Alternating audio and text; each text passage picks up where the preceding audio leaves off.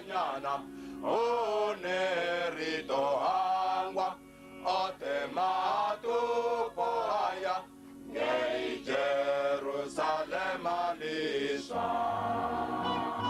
Jerusalem namudimuketwa Aya waketwa Oshudu patano dodena Nangomu aiwe aya Rido awera Nye Jerusalem Ona sara chipinganyana Onerido angwa Otemato poaya Nei Jerusalem alisha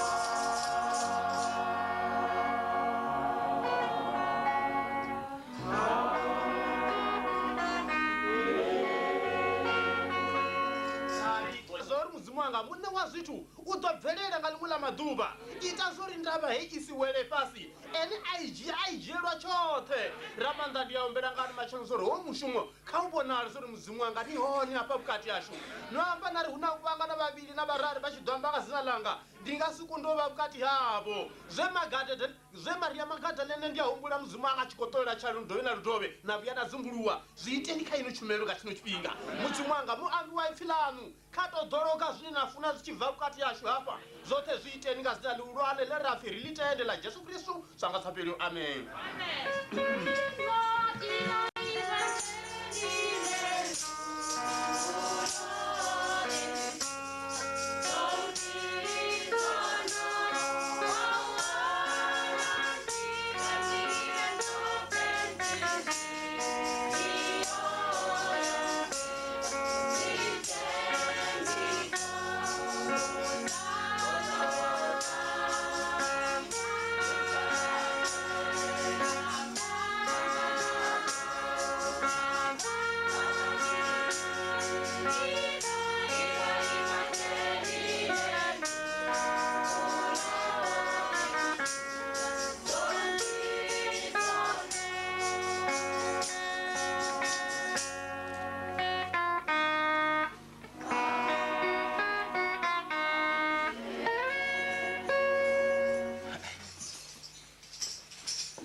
Hallelujah. Amen. Reali buwanga ano machiloni abudi emudzima sikisaka. Rechuli buwa kubangana yeti wakano muta nga nembili. Achitire uri buwa mdzimu zwa mwitela zone. Yeah, amen. Ndizwabuti uri msintu oitela chitu ubona chikati choli buwa. Usasogozi jazore hazo ite. Kaubona chikati chabuti choli buwa. Reali buwa mdzimu kama chitu kwanza kazaita. Ngari ndizwabuti bukuma. Watu bote bodzira shangona ara bashinga baneze dzimbiru shango linga bana murara. Yeah, amen. Ngauri omutanga kote zithunga uri mudzimu omupfurusa umufetu. Zvino hayi aumulondi kwinenderende mudzimu ngautoitira abantu bashu badive zori nane ndichiita ngorali ndichipfuriswa apa ndinga uyo mudzimu wampirisa. Zvino oitanga ozita ngoralo rokuvangana pano mudzimu kote zori watu bote bapfe zori na opriswa nganyini. Kali bari apa kama Matthew chapter 1. Kumbala mdzimari farise uri mwana mwathe mapungu abuza budi mwana mwadzanye chuvana ndi upfa ipfina mdzimu. Matthew chapter 1 from verse 21. Matthew chapter 1 from verse 21. Ya kale bale Utobeba mungwa ane wadomira dzina la Jesu ngauri ndiye nani adochidza abantu bawe zvivini zvavo. Hallelujah. Hapa ndi mapungu ava kubudzwa Josefa kutsia Jesu lwa mama. Oba kubudzwa Josefa musimu Josefa achiwenga ushavera mufumakazi wavo uri amutucherenga ubona emtu atobera. Ngauri Kristo akidashangoni oho zongo ongo danga ufuna hamunna na mfumakazi. Zo odanga ngalwa muyamkhetwa. Ongo bana tangano kati ya babiri bafuna nawo. Zoitwa ngamuya mkhetwa ndizeza chusa we munawo chuwa uri uyo abo mtu atobera hani ndisamthili. avori ndi khwine ndi to shavha ndi nenge muya wa mudzimu wa vhuya wa ḓa wari u songo zwi ita zwa u shavha ngori hezwi ndi zwi bvaho ha muya mukhetha u ḓo beba vhathu u ḓo beba murwa wa mufumakadzi ane iwe wa ḓo mu ira dzina ḽa Jesu ngauri ndi ene ono ḓo tshidza vhathu vhawe zwivhini zwavho. Haleluya. Ndi uri hovha hu tshi khou bebiwa tshifhaṱo tshedzi shangoni tsho ḓo fhaṱisedza shango ḽoṱhe uri shango ḽoṱhe ḽi fhaṱishedziwe ḽi kone u vha na mulalo. Hezwi vhono vha na mulalo hu dzhiwe ya vhathu vhoṱhe vhane vha tenda hu Jesu wa ḓiswa shangoni zori ndi tshifhaṱo tshedzi ngauri vhane vha mutenda vha ṋewa mulalo vha sa mutendiyo vha laṱelwa thungo vhane vha mutenda vhathu vha vha vhuela vhugalani ha mudzimu paradise. Haleluya. Zwino hoyu Josefa u khou vhudziwa zori hu ḓo bebiwa murwa iwe Josefa u mu ire dzina ḽa Jesu ngauri ndi ene ane a ḓo tshidza vhathu vhawe zwivhini zwavho. Vhathu ndi vhawe hone vha na zwivhi zwavho zwe vha ita zwine zwa ita zori vha si tshile arali hu uri vha songo ṱanganedza hoyu Jesu. Haleluya. Arali vha nga mu ṱanganedza vha ya tshila arali vha sa mu ṱanganedza a hu tshina vhutshilo. Ndi ngazwo ri tshi khou zwi vhona na nasi vho khotsiana vhanna vha sa rabeli mudzimu vha a tambula shangoni na vhafumakadzi vha sa rabeli mudzimu vha a tambula shangoni naho muḓi wa fhaṱiwa wa naka mara thambulo i hone vhukati ya hoyo muthu naho pfunzo ya vha hone muḓini vha funzwa vha ambara magaunu na magaunu mara hu sina Jesu hu na thambulo afho muḓini. Haleluya. Kha vha mutenda naho tshi tshisiwana vha ḓo wana tshi tshipenya na khofheni tshitshila ngauri mbiluni ya hoyo muthu hu na mulalo ngauri Jesu ndi ene muṋe wa mulalo ndi ene muṋe wa lufuno ndi ene ane a longa vhuthu kha muthu. Haleluya. Muthu a sina Jesu tshawe ndi u tambula tshawe ndi u shengela na anga kuvhanganya ndaka yoṱhe vha ḓo mu vhona halali vhusiku u lala a tshi vhala a tshi dzhia tshino a tshi longa tshino a dzhia tshino a tshi vhea fhano a fhaṱa ḽino bindu a ḽi wisa a imisa ḽino a dzhia uno musadzi a mu pandela a dzhia uḽa a dzewa nga uno munna a mu ṱuwisa a dzewa nga uno ndi uri vhukati ha mbilu ya muthu a sina mudzimu a huna mulalo. Haleluya. Zwi nga si ite mulalo a u ḓisi nga tshelede vhathu vhanzhi vha dzhiela vhaṅwe fhasi nga u vhona vha sina tshelede ngauri ene a vhona ungari u na tshelede a na tshelede zwoṱhe zwi ḓo naka matina kha mudzimu a songo ralo. Haleluya. Kha mudzimu u ḓisa mulalo nga Jesu Kristo vha hangula zwivhi havha vhathu vha shangoni hu na mulalo mudzimu u shulula mulalo u bva ṱaḓulu wa dzhena vhukati ha honoyo muthu vhukati ha muvhili wawe ha vha na mulalo vhukati ha muḓi wawe ha vha na mulalo. Haleluya. Naho na malwadze eṱhe a bviswa nga hoyu Kristo. Haleluya. Ndi uri vese ina mafhungo mahulwane kha vha ndi ḓe ivala kha ime ndi ivala u ḓo beba murwa u ḓo beba murwa mufumakadzi u ḓo beba murwa ane wa ḓo mu ira dzina ḽa Jesu ngauri ndi ene ane a ḓo tshidza vhathu vhawe zwivhini zwavho. Vhathu vhone vha na zwivhi zwavho zwe vha zwi ita ende nga izwo zwivhi hu na dzi thaidzo dzi bvelela nga zwivhi vhathu vha tshi lwala vha lwadzwa nga zwivhi zwavho vhathu vha tshi tambula vha tambudzwa nga zwivhi zwavho maṱatshi yo ḓadzwa nga vhathu vha zwivhi zwavho dzi pfumwe dzi tshi ḓa a dzi ḓa nga zwivhi zwavho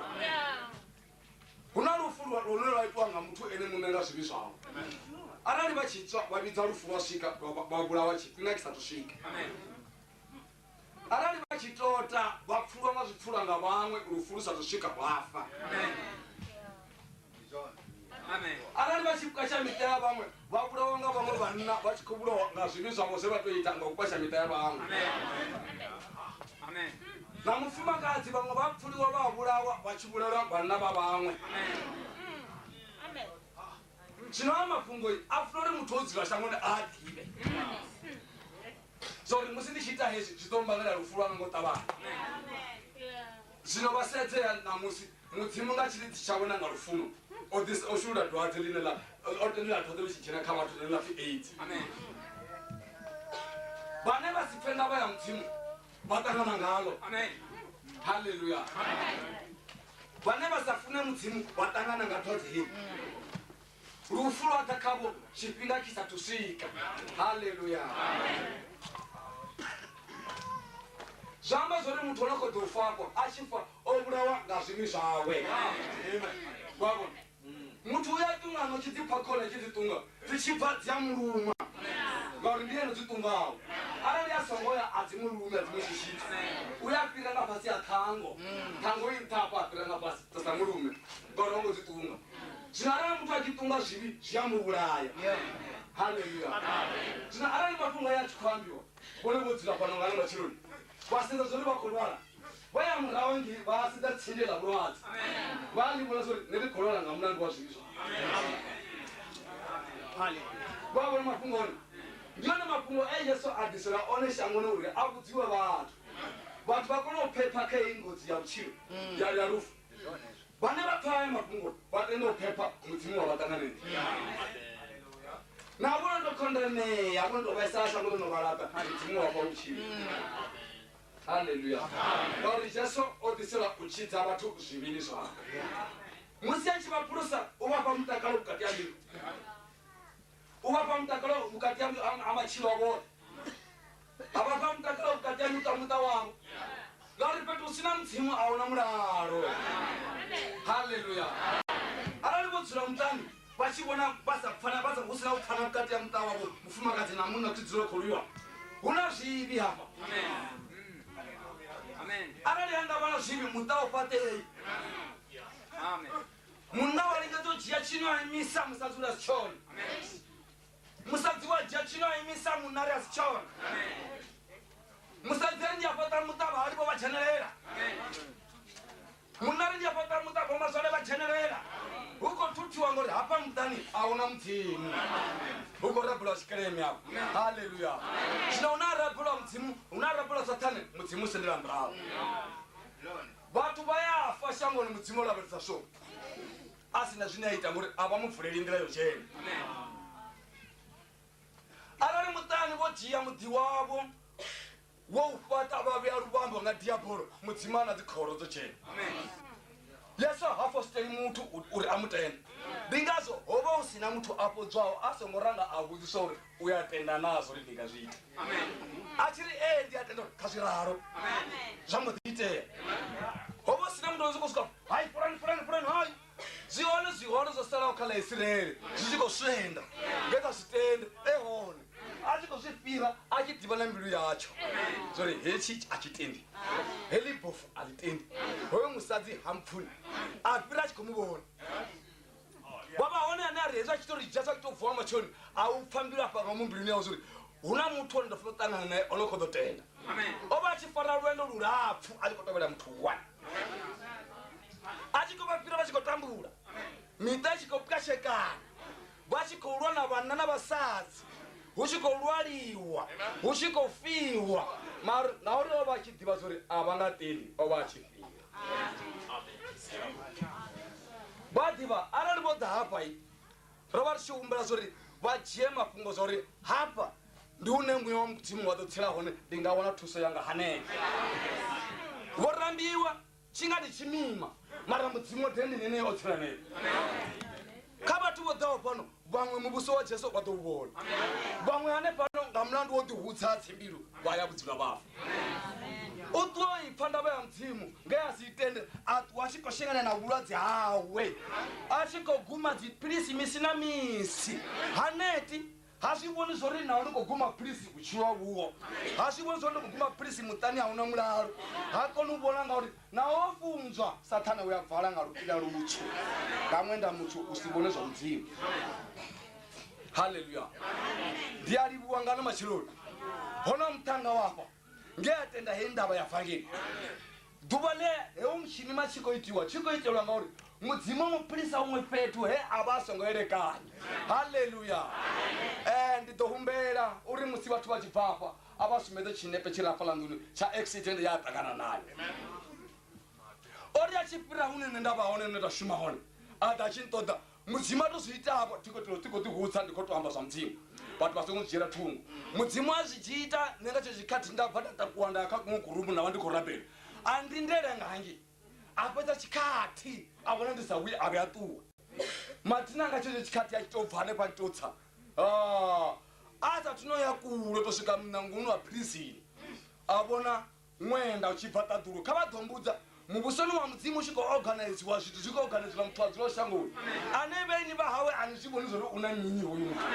ane na musi oni vhidzai vhaṅwe vha ḓo ḓi bva vhavha kha zwithu zwavho vha songo pfesesa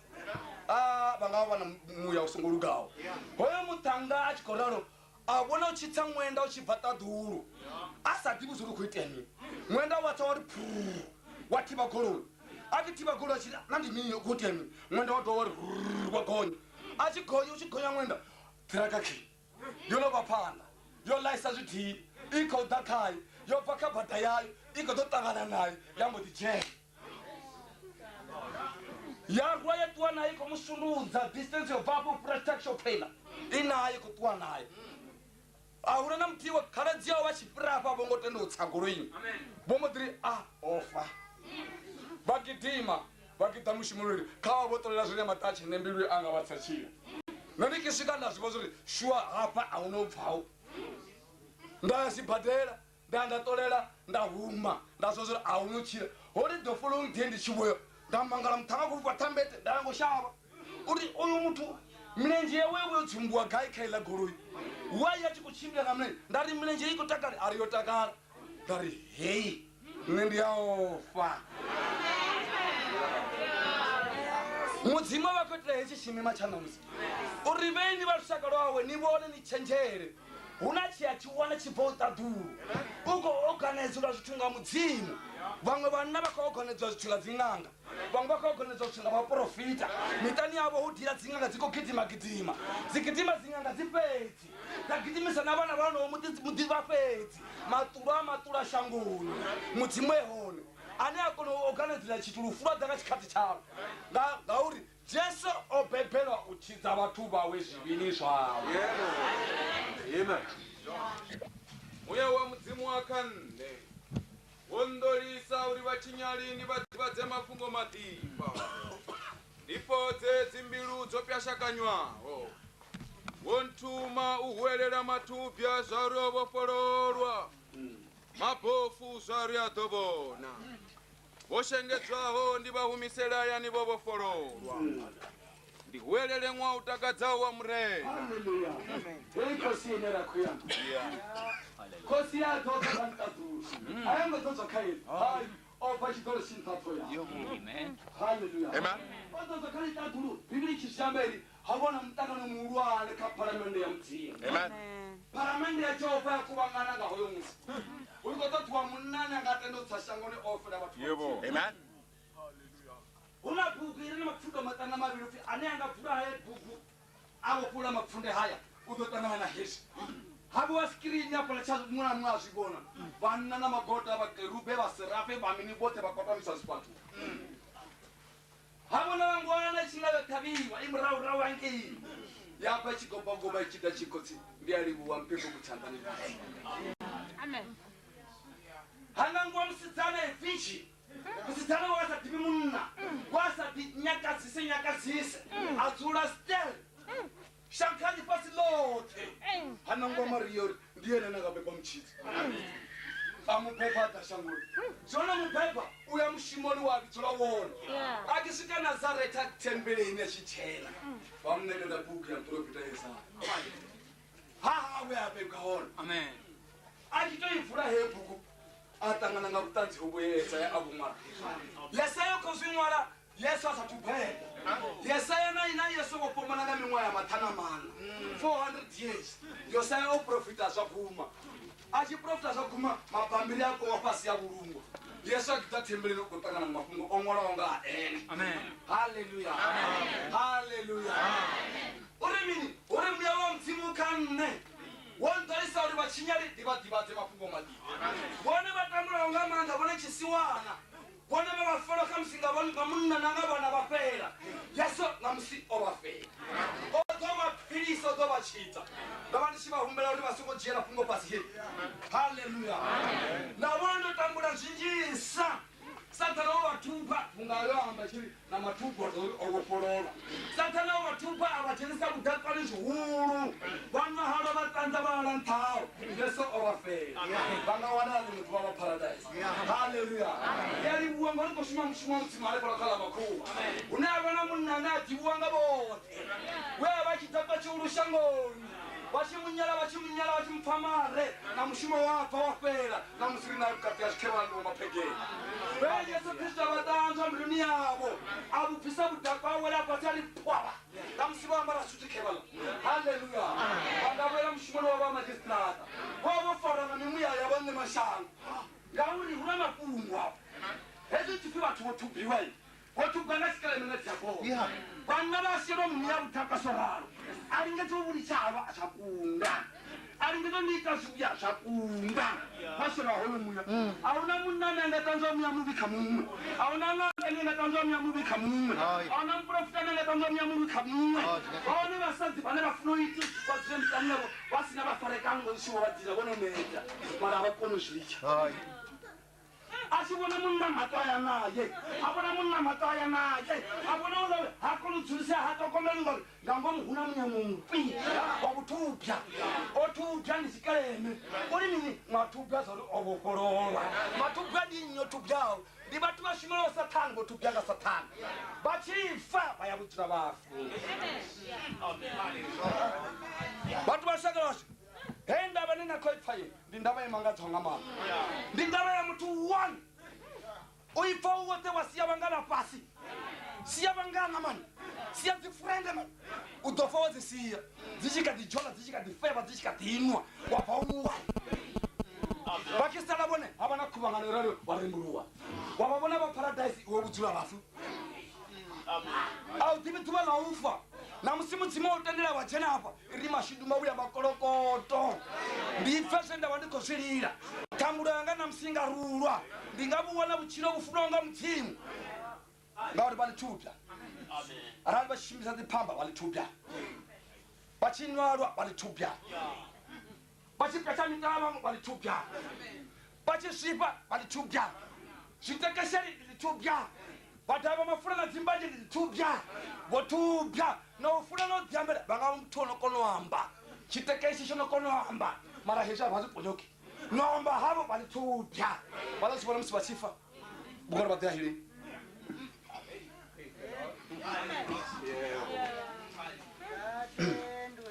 bamunekeza bugu ya mprofita Yesaya achivula bugu awala peti wongolo hapi moya wa mtimu kanne wondolisa uri bachinyali ndibadibaze mapungo madiba glory hallelujah rine karushaka lwashi sabukuma kuma wachagashi bakatambula arushaka labafena lwatambula shuwa rikotambula ruwa ba ukondaho bango balala basongola bango ndibatume babebi wanga umia boyi umena bukotsi batuwa bana basala babotizisiwana bazikotambula uri bachinyali abadibaze mapungo madiba awubopololo hamimuya awubopololo hambiru autanjiwa mbiru yatanjiwa mbiru ya mutu yasera yeto nakayoto kirenginde ira mudzimwa irabalesa bola chimbiri takadza wedela mudzini wo wabona barumwa bachita wabona mudzimwa achudalera vati vahurira dzikombo mudzimwa ubvisa upepisa nawo balo ibasajela bukati ya muta ngari hurinda Jehova ngango bali ndi bamuti basokoditisa ona mudzina rawo sendo nga Jehova wali ndi basokoditisa haleluya ni diaboli ne lindo nga Jehova nabana bashimali ndo nga Jehova haleluya wachira ukati ya shanga usichena bubi mudzimwa sina chinya usola ngacho haleluya wotulucherwa mututa haleluya ngori bumya ngatsikhala dzanga bashakanga rotuluchera mwe mudi wa mtima rotuluchera mwe mudi wa mtima ne mutwala dubo ubona ngamakhawe ubona ngabanna belondo shangoni bakunda bali shabu bibuhone basazi bali shabu bibihone bangazindendele shangoni bolindela muduno mutsima badobo bafupesa wona muduno china ngabanna bakunda ushanga bangu bochena basichena zitone batiko jaina mutini bo Yohana toyo tuko yakunuwa olwa shangoni ndo yabuteli ya uluka bachena bonnembelela bachena bashikandonga matombo wa Stefano haleluya bachena kono mudi bali butulucheriwa waya bitelelwa hayani oyi mapa Stefano bashikumukandanga matombo ari ndibona muro mutodzi atuya china shabakamiti bamubona chipenya sanarete bashikumukandanga matombo mbiri yako ituluchera mudi wa mutini unena ndekale shango bahone basadzi ba marombe bono to bakale shango ba yakao bahone bananyanga basho Bana xikolo xiko Johnny wa xiko twa daba hote. Mwana siko dzilo tiputa siko rinwa. Ari swo ngana re mutsima kidoni ndi changa sa wena munna zuluka. Ngori ri batari khetsa. Onde modare mutaupa no pase no ayo ono fera manda haundo no neta ayo chembera haunde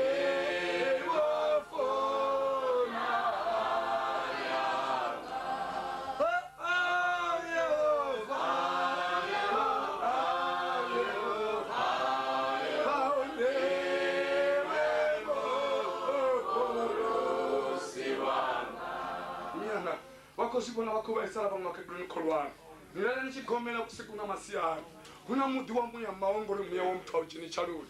mama idowe ya jirafasi mana muya wana ndi mchimbili uvakazi mweshango utatia uchipapa udiga uyo hewa lukisena munache na manda musadi ache na manda wangala zilizione wempuwe fuke wali solingana man ala zidi boyfriend kuna zidi girlfriend kuna man Victor Chichina Saloni, Uchia Charoni, Baho, Chiamba Zorojina Mkundi. We are Kunda Shama, Uonema Rata Dura Chicha, Wachimba the Korasi Mavitan, Rashimana Muriburi, Rashimulum Kara, Kwalata Duliamonella, Havanamu Yaman, Bachikobunga Mapisan. Kalachanga, Mukamana. Kuba banganishimas badilane kwa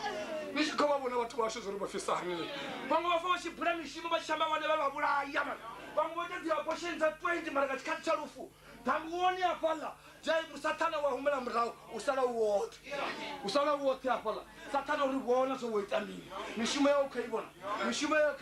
bawo fi mishimo yenda inabo kalajianga mishimo yabo bayidiba niyaga mishimo yabo bayidiba abanga isimra idobe inabo kugidima na tubala rufwa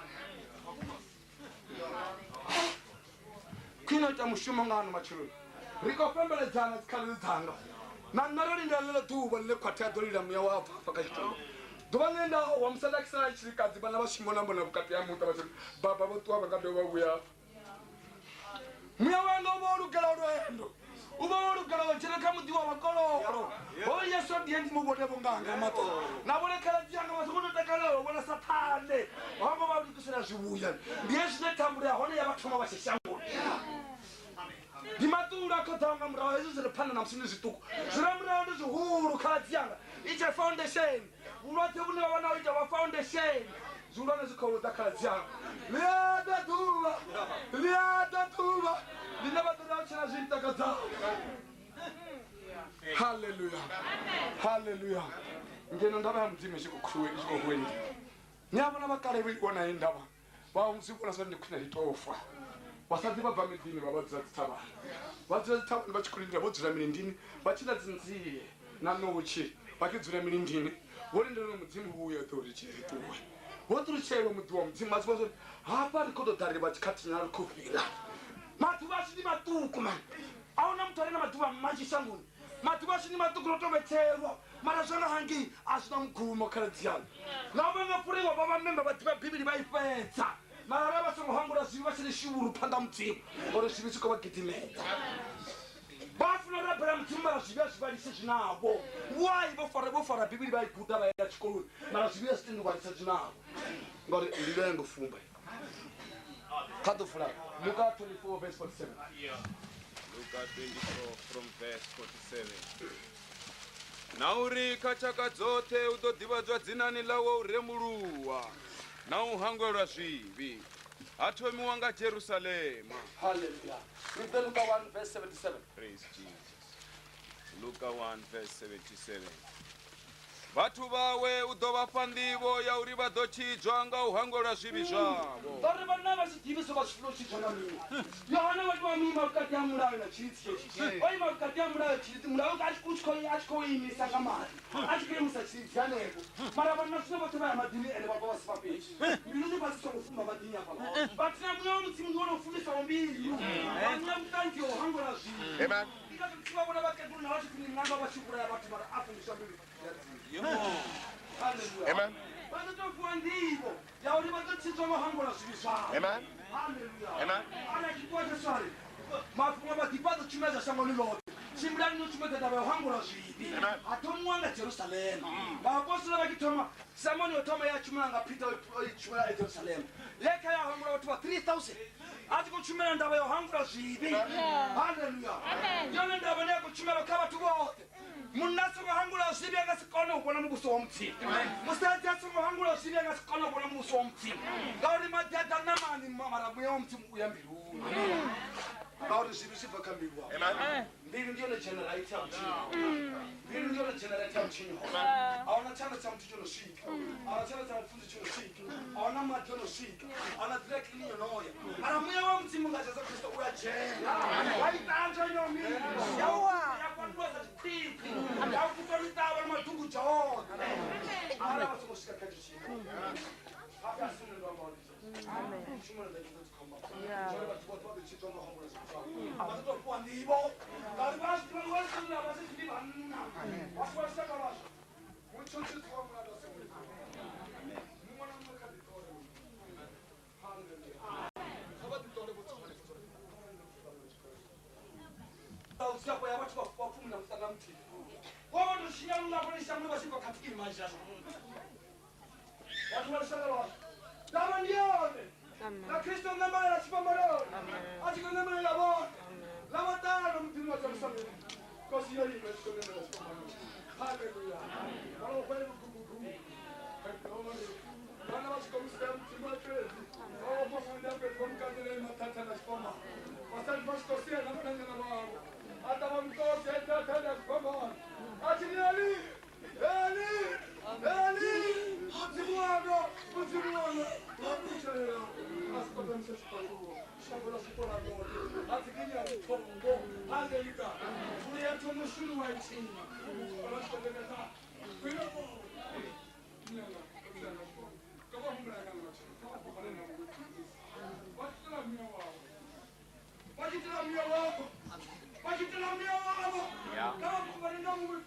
Amen.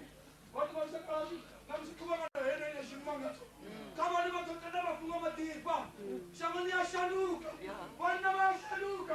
itaratia furwa kipadiraji ya furwa kama alivyotokana kwa kawo wanda karamta karota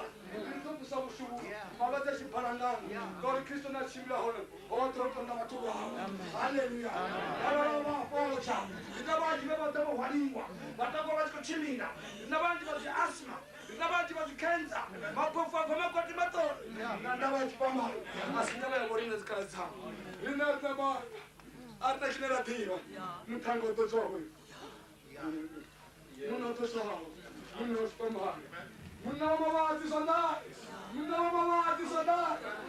mabati sanda na mleje ndeni ata mushumo ochiza abantu bote. Haleluya. Wabafuna kakipamalo na wabo mya ofe karibu hata kwa nini ngamenje wanu mimi na one online